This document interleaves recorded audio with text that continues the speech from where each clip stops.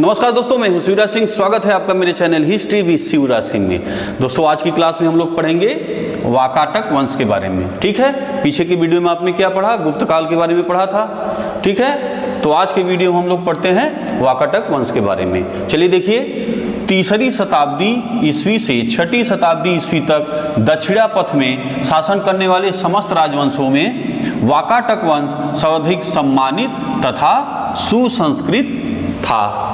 Clear है। दक्षिणापथ से दोस्तों, जैसा कि आप देखिए, ये मान लीजिए आपका भारत का मैप है। ठीक है, ये आपका भारत का मैप हो गया। तो ये जो नीचे ये एरिया आप देख रहे हैं, ठीक है, ये आपका हो गया दक्षिणापथ। ठीक है, और यही जो है वाकाटक साम्राज्य का, ठीक है, यही आपका था वाकाटक वंश।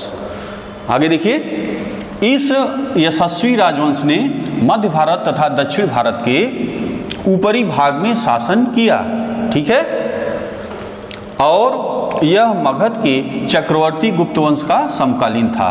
पीछे की वीडियो में आपने पढ़ा, देखा कि संबंध भी क्या थे।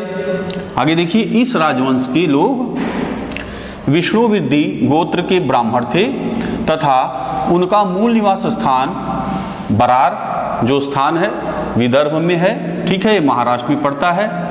ठीक, तो निवास स्थान बरार विदर्भ महाराष्ट्र में था। आगे देखिए, वाकाटक राजवंश की स्थापना 255 ईस्वी में के लगभग विंध्य शक्ति, ठीक है, नामक व्यक्ति ने की। विंध्य शक्ति जो है क्या है, आपका संस्थापक है वाकाटक राजवंश का। आगे देखिए, इसके पूर्वज सातवाहनों के अधीन बरार विदर्भ के स्थानीय शासक थे। आगे देखिए, विंध्य शक्ति के बाद उसका पुत्र प्रवरसेन प्रथम, ये महत्वपूर्ण है एग्जाम की दृष्टि से दोस्तों। ठीक है, प्रवरसेन प्रथम, इसका शासनकाल 275 से 335 ईस्वी माना जाता है। ठीक है, शासक हुआ। वाकाटक वंश का अकेला ऐसा शासक था जिसने सम्राट की उपाधि धारण की थी। पुराणों में पता चलता है कि इसने 4 अश्वमेध यज्ञ और 1 वाजपेयी यज्ञ किया था। एग्जाम में कई बार पूछा गया है, तो इसको आप बहुत ध्यान से याद कर लेंगे। प्रवरसेन प्रथम, ठीक है, इसने कितने अश्वमेध यज्ञ कराए हैं? 4 अश्वमेध यज्ञ और 1 वाजपेयी यज्ञ इसने कराया है। आगे देखिए, प्रवरसेन के बाद वाकाटक साम्राज्य 2 शाखाओं में बट गया। पहला प्रधान शाखा और दूसरा कौन सा है? वासीम या वत्सगुल्म शाखा। ठीक है, दोनों शाखाएं समानांतर रूप से शासन किया। प्रधान शाखा के प्रमुख राजा, ठीक है, प्रधान शाखा के प्रमुख राजा कौन कौन थे उसे आप देखिए, रुद्रसेन प्रथम 335 से 360 ईस्वी तक इनका शासन था। गुप्त शासक चंद्रगुप्त द्वितीय ने अपनी पुत्री प्रभावती गुप्ता का विवाह वाकाटक नरेश रुद्रसेन द्वितीय, जिसका शासनकाल 385-390 से तक जो इनका शासन था से किया था। वाकाटकों का राज्य गुप्त एवं शक राज्यों के बीच में था। ठीक है, शकों पर विजय प्राप्त करने के लिए चंद्रगुप्त द्वितीय ने इस संबंध को स्थापित किया था। विवाह के कुछ समय बाद ही रुद्रसेन द्वितीय की मृत्यु हो गई। चूंकि उसके दोनों पुत्र दिवाकर सेन एवं दामोदर सेन अवयस्क थे, अतः प्रभावती गुप्ता ने शासन संभाला। ठीक है, यह काल वाकाटक गुप्त संबंध का स्वर्णकाल रहा।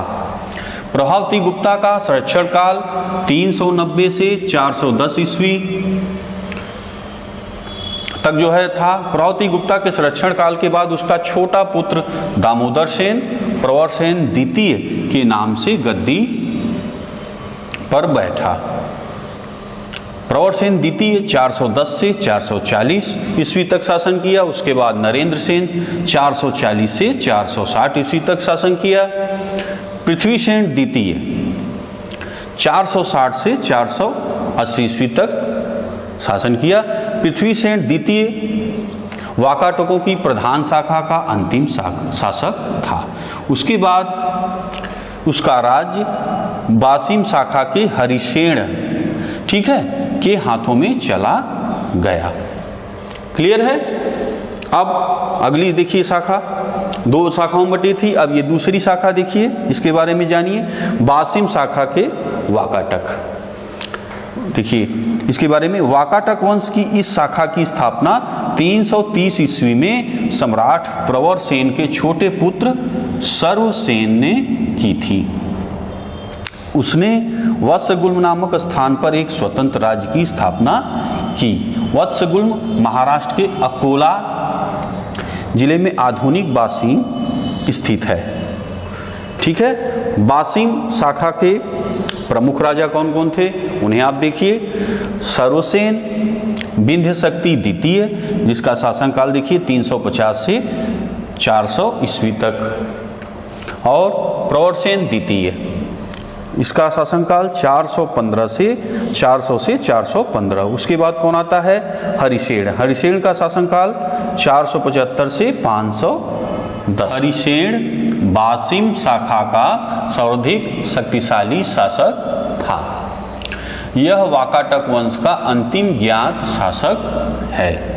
वाकाटक वंश के राजा प्रवरसेन द्वितीय ने प्राकृत भाषा में काव्य ग्रंथ सेतुबंध की रचना की थी, ठीक है। इसमें राम की लंका विजय का विवरण सुरक्षित है।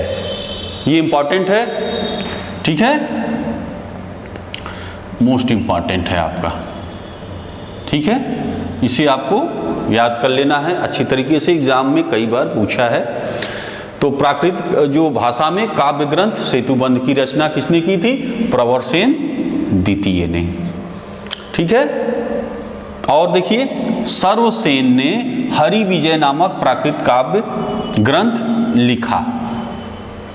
सर्वसेन ने क्या लिखा है? हरि विजय। ये भी इंपॉर्टेंट है,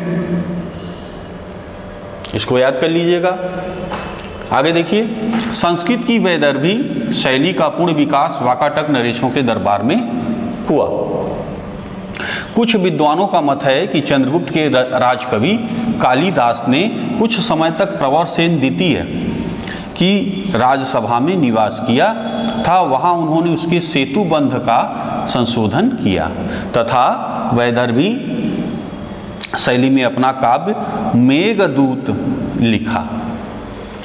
क्लियर है। आगे देखिए, वाकाटक नरेश ब्राह्मण धर्मावलंबी थे, ब्राह्मण थे।